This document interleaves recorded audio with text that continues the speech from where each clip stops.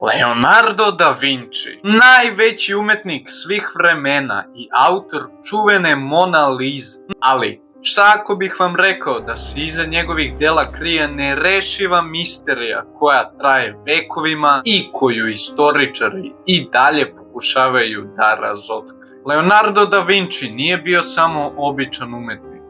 On je bio naučnik, filozof, matematičar, koji je kroz svoja dela na jedan jako zanimljiv način prikazivao svoje poglede na svet. A jedno od takvih dela je njegovo čuveno delo Tajna večera. Slika koja bi trebalo da predstavlja Isusa i njegovih 12 apostola ipak nosi određenu dozu misterije. Pre svega, jer neki na mestu gde bi trebalo da sedi apostol Jovan vide ženu, a mnogi veruju da je to Marija Magdalena i veruju da slika zbog toga prikazuje pravu prirodu Hristove poruke.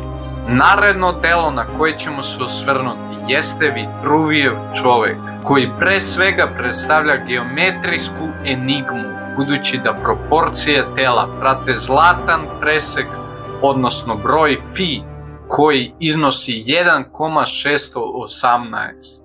I poslednje delo jeste Mona Lisa. Mnogi se pitaju ko je žena na slici, a osobu koja bi po nekima trebalo da bude Lisa Gherardini, neki tumače kao Leonardov autoportret u ženskom obliku.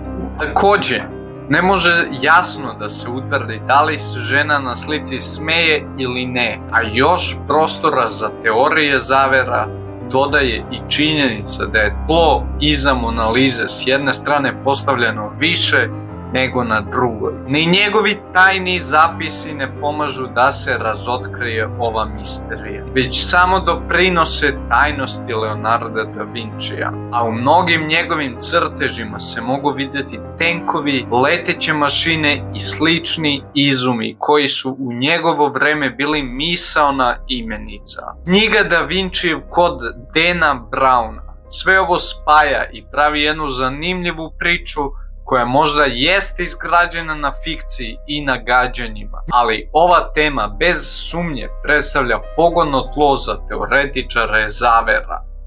Iako ovo ostaje misterija, Leonardo da Vinci će ostati najveći umetnik svih vremena, koji je uspeo da kroz umetnost na svakidašnji način zada nerešive zagonetke istoričarima.